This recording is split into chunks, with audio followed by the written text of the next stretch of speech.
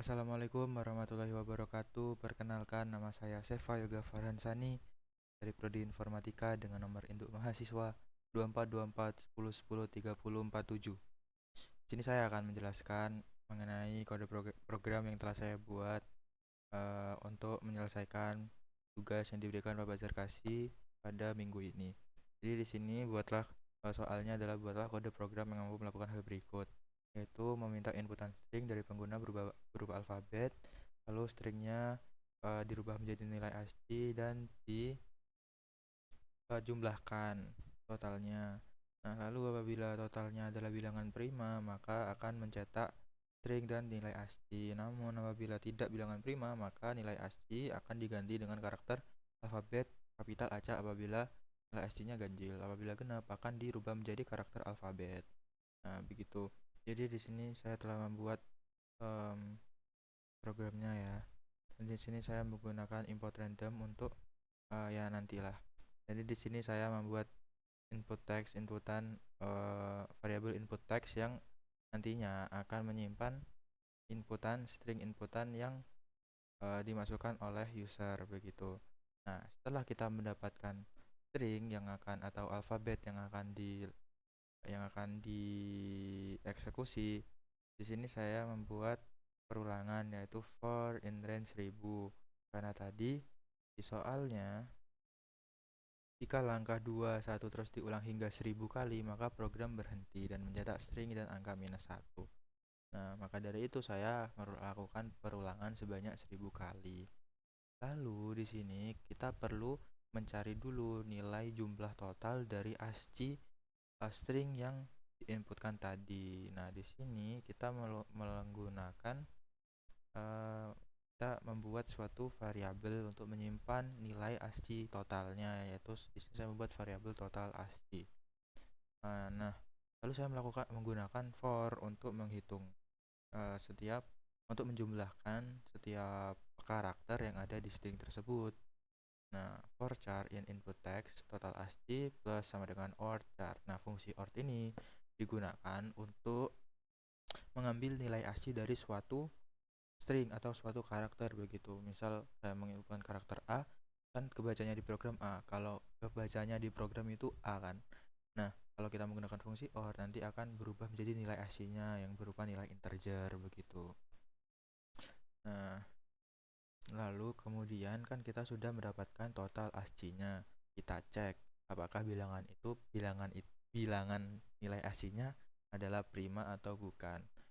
Ini saya melakukan kondisional, yaitu menggunakan if total ASCII kurang dari sama dengan 1, bilangan prima sama dengan false. Karena bilangan prima sendiri kan bilangan yang dapat dibagi oleh dirinya sendiri dan 1. Jadi kalau kurang dari sama dengan 1 ya otomatis bukan bilangan prima.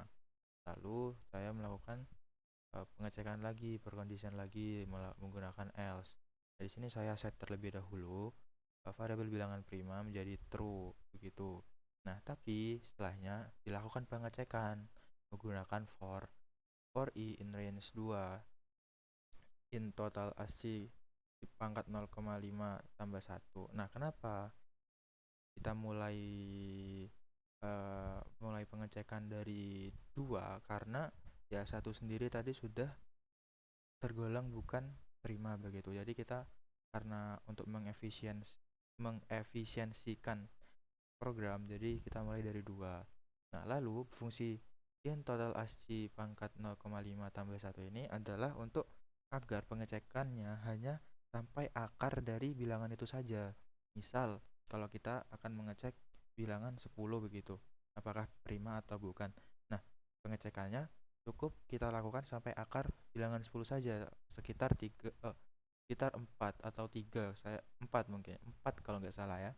Nah, jadi kita cek 1, 2 dan bilangan 2 dan 3 begitu, karena ya tidak perlu kita cek sampai keseluruhan begitu. Karena kalau di karena kalau misal 10 ya, kan 10 itu kalau bilangan akarnya itu kan 4. Nah, yang dilakukan pengecekan kan berarti 2 dan 3. Nah, di 2 ini kan sudah ditemukan begitu bilangan yang dapat membagi bilangan 10 sampai habis. Jadi tidak perlu dicek sampai banyak begitu, cukup sampai mendekati setengah atau akarnya saja begitu. Nah, di sini jika total ASCII di modulus I atau di modulus nilai dari perulangannya sama dengan 0, maka bilangan prima maka sama dengan false, berarti bukan bilangan prima.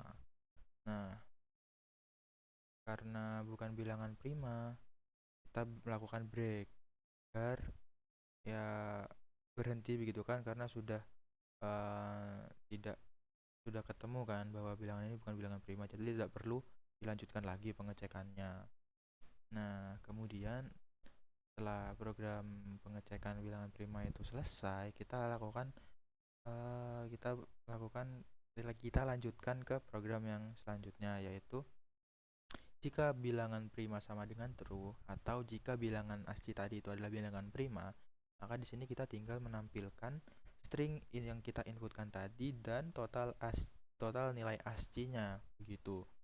Nah, lalu kita lakukan break agar perulangan yang di atas tadi ini yang di range 1000 ini tidak berlanjut begitu atau berhenti di sini saja. Nah, kalau bilangan tadi itu bukan bilangan prima, maka akan melanjutkan ke program else, yaitu merubah inputan tadi menjadi bukan variabel ya, karakter baru begitu, sesuai dengan ketentuan tadi. Apabila bilangan aslinya genap, maka bilangan bilangan kapital, kalau ganjil bilangan kapital, kalau genap bilangan kecil begitu. Nah, di sini kita membuat suatu variabel untuk menyimpan teks yang baru atau string yang baru, yaitu teks baru yang masih kosong ya. Lalu kita melakukan perulangan for char in input text untuk mengakses seluruh karakter yang ada di string tersebut gitu. Nah, lalu dilakukan program sebagai berikut, yaitu kita harus merubah karakternya yang di perulangan tadi ini menjadi nilai ASCII begitu, menggunakan fungsi OR tadi. Nah, lalu disimpan di nilai ASCII. Lalu dilakukan pengecekan menggunakan kondisional apakah nilai ASCII ini adalah ganjil atau genap. Jika bilangan ASCII ini ganjil, maka jika bilangan ASCII ini genap, maka akan dilakukan pemilihan suatu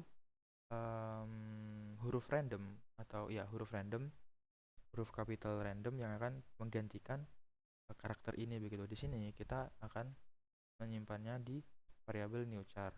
Nah, di dalam variabel newchar ini ada suatu program yaitu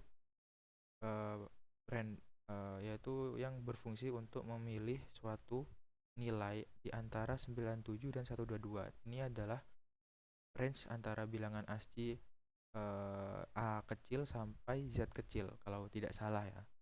Nah, ya pasti A kecil sampai sampai Z kecil ya, pasti benar, bukan tidak salah lagi. Nah, di sini kita menggunakan fungsi random randin. Nah, di sini untuk menggunakan method atau ya fungsi dan method random randin ini kita harus menggunakan import random begitu agar dapat menggunakan fungsi dan method random random. Nah, kan sudah dipilih ya apa itu angka random, bilangan ASCII random dari antara 97 sampai 122 begitu. Nah, kemudian kan masih belum berbentuk string kan, belum berbentuk huruf. Nah, di sini fungsi CHR ini adalah kebalikan dari fungsi OR, yaitu digunakan untuk mengubah nilai ASCII ke dalam nilai string. Tuh. Sama juga di else-nya, apabila else ini kan kalau misal bilangannya ganjil, maka akan dilakukan program yang persis seperti yang di atasnya ini. Nah, lalu setelah kita memiliki teks baru di sini kan nanti teks barunya terisi begitu kan. Nah, teks baru ini akan ditambahkan variabel newchar ini. Nah, baru bisa terisi teks barunya. Nah, kemudian setelah program ini selesai, seluruh karakter yang ada di string itu setelah selesai dicek, maka variabel yang tadi input teks itu akan ditimpa dengan variabel teks baru begitu agar isinya input teks ini terbarukan dengan karakter atau teks yang baru yang telah dijalankan atau dieksekusi di program yang terakhir ini. Nah, jadi setelah kan kita sudah melakukan pergantian teks ya, mengganti teks yang inputan tadi, menggantinya menjadi huruf-huruf random begitu. Nah, setelah kita simpan yang teks baru tadi di dalam input teks, kita tampilkan jika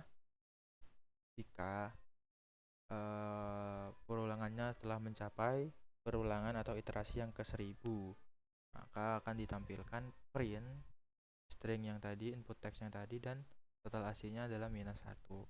Mungkin sekian dari saya, mohon maaf apabila penjelasan saya agak berputar-putar dan berbelit-belit. Sekian, terima kasih, mohon maaf apabila ada salah kata.